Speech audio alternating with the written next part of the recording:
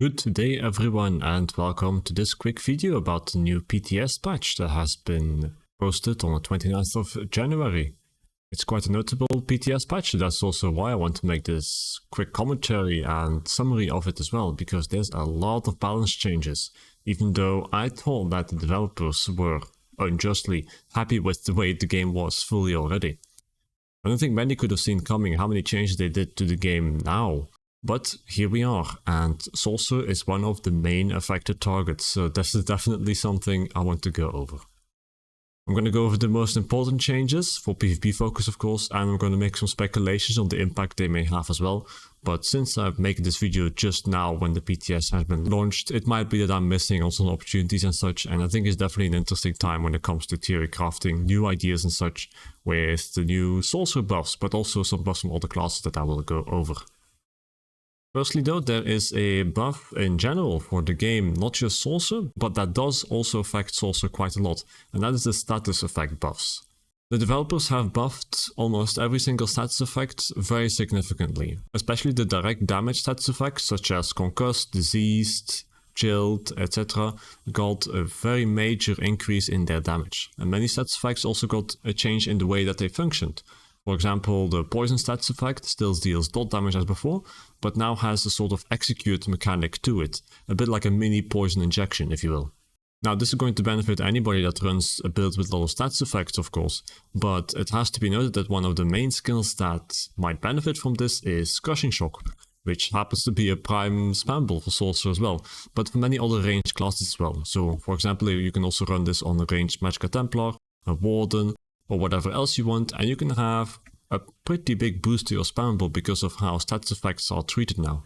That said, I would definitely be on the lookout for any kind of other build that benefits from stats effects as well, and see for sets and skills that interact with this, because it seems like the meta for damaging right now is going to be even more focused on stats effects. It was already like that before, but now with this buff, it's going to be an absolute must-have to consider this in whatever PvP build you make. Do you have enough stats effects? Is there more stats effect that you could have, that you could benefit from? Things like that. As far as sets are concerned that interact nicely with this, I mean anything that maybe deals a status effect is interesting of course, but I'm mainly also thinking of the Asylum Destro staff. I don't know whether Inferno or Lightning would be the best, that is something that comes down to testing, but for example that already has a big benefit from this status effect buff. Next to that there's also Drogokin and maybe even things like Dragon's Appetite that were also often used in combination with builds with low stats effects that will now definitely be sets that are even more worth considering.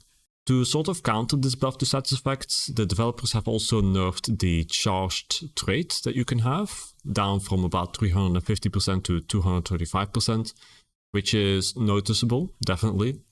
Is it still worth it though? I think based on first glance it is, because stats effects just got such a big buff and you can get penetration in a lot of other ways, so I think for sure in many builds it's still going to be worth running charged over sharpened, for example. Then for some class buffs, because these are pretty significantly as well.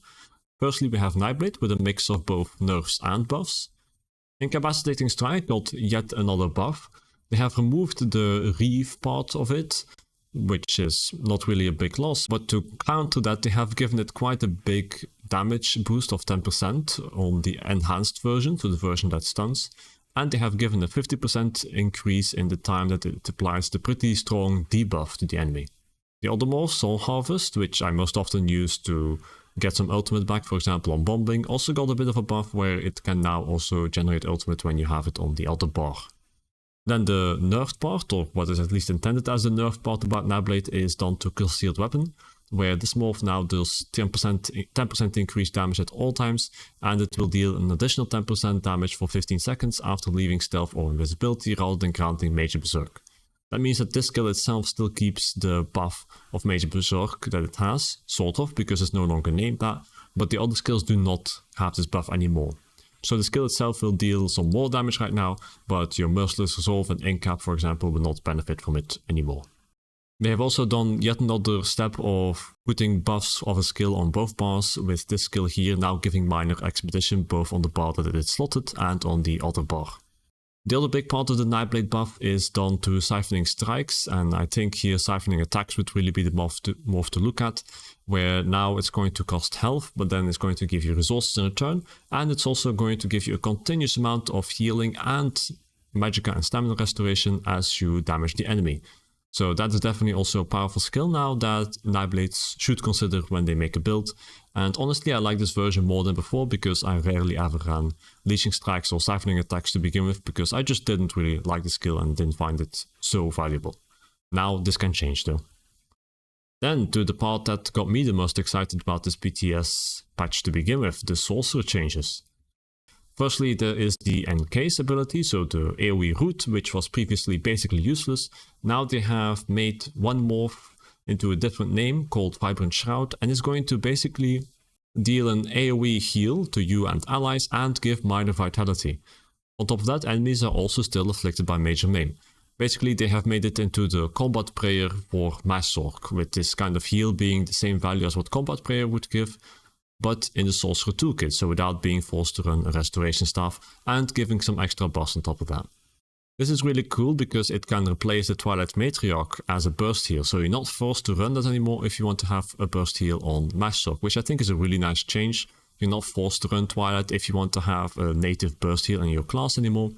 But it has to be said that this skill's heal is a little worse than what Twilight Matriarch can give. So you're kind of a bit of a win where you don't have to sacrifice 2 skill slots for it anymore, but then a loss in the sense that it heals a little bit less. Of course, it does heal in AoE, so it does make sense that it doesn't have the same tooltip value as a single target or 2 targets kind of heal. Then for the biggest part about the Sorcerer buffs is the changes to Hardened Ward and Empowered Ward, but really Hardened Ward is what we should look at here, where the damage shield is still the same, but it's now going to give a heal on top of that if you have no pets. Again, this is really interesting because it gives Sorcerer a sort of a native healing option next to just having Twilight. You can run this and maybe survive purely on this and Critical Surge for healing if you play solo Sorcerer, because now you have the shield and heal at once, which is a really powerful combo in my opinion, and it's going to be a significant buff to Sorcerer in PvP, which I'm really happy to see after how long it's been quite weak. You can see I have a tooltip of 8k here on a rather classic Sorcerer build with Drogen and Fresh Vitality, and I think that's pretty nice to have. It's no 15k heal or anything like that, but if you get that on top of, for example, a Critical Surge and maybe even a third heal if you want it, I think you're going to be quite solid when it comes to survivability, especially if I discuss some of the changes coming afterwards too. This skill line here, Daedric Summoning, also got another buff in the sense of Expert Summoner here, which is now going to increase your max magicka and stamina by 10% if you have no pets active. This is a buff that previously was a bit difficult to benefit from, but now you're going to benefit from this either way, no matter if you have many Daedric Summoning skills or pets or not. And it's going to give you a pretty powerful buff as well to your maximum magicka and stamina, which means more damage, more shields, more survivability for Sorcerer as well, and it's super nice to see. Then lastly, in the Dark Magic skill line, one more thing to mention here is Daedric Refuge. So they have changed what is before Daedric Minefield with the mines that could deal damage and root the enemies, where now you basically cast 5 shields on the ground, and when an ally or you walk over it, you get a small damage shield as well. The shield that it gives is not too big and it doesn't stack on itself. You can get one every 2 seconds. You can stack it with other shields, of course, so if you like to have a kind of a third playstyle or play in closed spaces more often, maybe this skill is worth considering, but generally I'm not seeing that much use out of it, especially because of how strong, for example, just Hardened Ward is, and how many options you have for Sorcerer in general now, which is also really cool. You can kind of choose your options now. Then, not a Sorc buff, but it does affect Sorc as well, is a general game buff to shields. Well, buff and nerf, to be honest. So the buffs Major and Minor Vitality and the debuffs Major and Minor Defile are now also going to affect shields. Which means that if you build a Sorcerer now, if you have to look out for things that can apply Major or Minor Defile, and I'm, for example, thinking about the Gerald Mountains War Chief set, but you also have to look for things that maybe apply Major or Minor Vitality. How much worth it is going out of your way for, I don't know. Like, do you really want to make a big sacrifice to include Major Vitality in your build now? I don't know.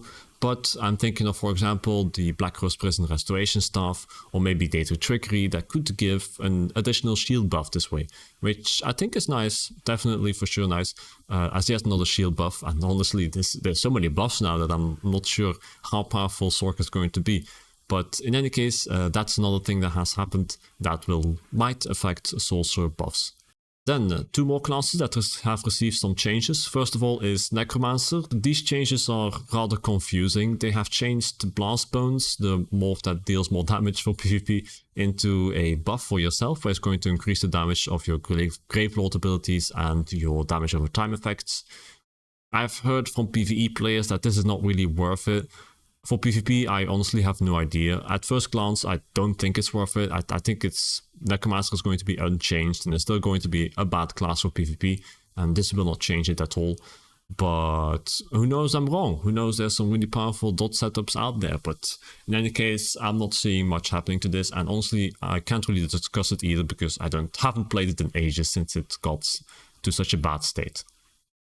Then lastly, there's Warden, which got a significant buff to the Northern Storm ultimate, where now that deals 50% increased damage and has a ramping mechanic for weapon and spell damage that it grants, instead of just a base 300 weapon and spell damage. A nice buff for Warden, I would say. It's not super impactful, but I think Northern Storm is a cool ultimate and I don't mind seeing a buff on that, to be honest. And then the last general game change to finish this off with is the Master Dual Wield nerf. Yes, you heard it right, they have finally nerfed the most infamous proc set of them all these days, Master Dual Wield, where now it's also going to scale off weapon and spell damage, instead of just giving a flat value in damage increase. Which I'm happy to see. They have done this before for other sets like the Maelstrom 2H, and seeing it here now as well is good, because it's never a good idea to just give free damage to anybody that, even if they build tanky, and they can dish out the same amount of damage as somebody that builds into full damage. They've also added new sets, both in the dungeons that will be releasing with update 41 as well as in PvP. I have read these over and I'll show them on screen here as well. I didn't see anything that is too promising. There's one set that also increases the strength of damage shields that I should maybe mention, the Blind Path Induction, but I don't think that set is worth it either. A 13% damage shield buff is nice, of course, assuming that it counts on you as well, but either way, I don't think it's worth a 5p set over something as impactful as Thresh Fatality, Drogen or Rallying Cry. Interestingly, they have also added a damage set called Oakfather's Retribution, which kind of gives you more damage to enemies the more buffs that they have. I don't know how strong this is, it depends on how many buffs enemies have really, it needs some testing to see if it's worth it. I don't imagine it's better than Drogen, for example, with Crushing Shock, but in any case, I want to mention this too, especially because, ironically, the Oakfather's Retribution seems to be one of the counter sets, if you want, to Oaken Soul. Not that it was necessary, but I find the nameplay rather funny here. In any case, that's it for the balance changes that I wanted to go over. Pretty exciting times incoming. I imagine they will change some things, maybe about Sorcerer if there's too much crying on the forums, or about Necromancer if there's too much crying on the forums. But in any case, I'm excited to see where this goes, because either way, I think there's going to be some nicer times for my main character being a Sorc coming ahead. And I'm glad that maybe I will be able to compete with some stronger classes like Nightblade or Dragon Knight, or some of these proc sets which have been such a menace the past half a year or a year, and that are now finally seeing some nerf in terms of Master Dual Wields as well. Anyway, I thank you for watching and I'll see you next time. Bye!